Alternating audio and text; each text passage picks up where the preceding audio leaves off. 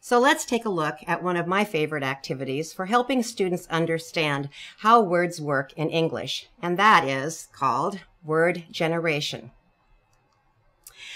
For a particular topic that we're going to be working on today, we're going to have content and language objectives. So here are some objectives that you might use related to the topic at hand, which you'll see in just a moment, and they're particularly appropriate when we use word generation. Our first content objective is that students will list the parts of a telescope. Have you figured out what the topic is yet? Secondly, students will define the Greek word tele, T-E-L-E. Language objectives for today. Students will pronounce words that begin with tele, and students will explain how words that begin with tele are related in meaning. You may have figured out at this point that we're going to be talking about the planetary system, the solar system, and so forth in today's activities. So let's take a look at word generation. If you were sitting here in front of me, I would ask you to see if you could think of as many words as you can that begin with tele. And I bet some of these words would come to mind.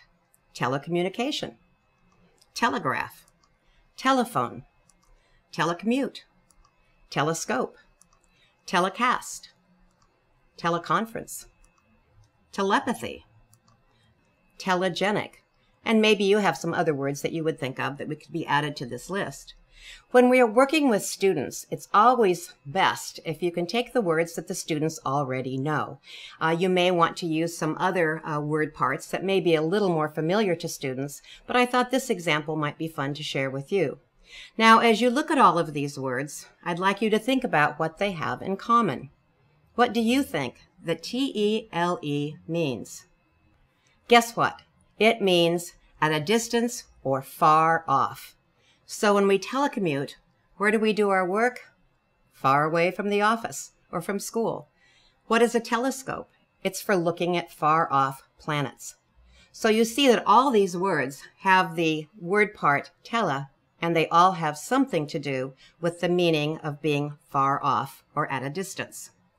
In making content comprehensible, the SIOP model, you will see a wonderful list of common word roots from Latin. Many of these word roots can be used in an activity like word generation. I would like you to take a special look at all the word roots that have a star or an asterisk by them. Believe it or not, there are 14 word roots which provide clues to over 100,000 English words. That's amazing, I think.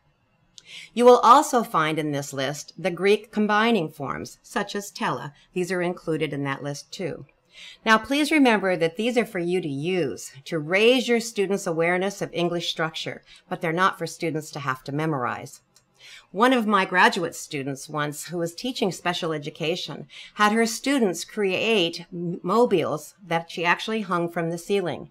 And each one of the mobiles had a word part on it, and along with all the words that contained that word part.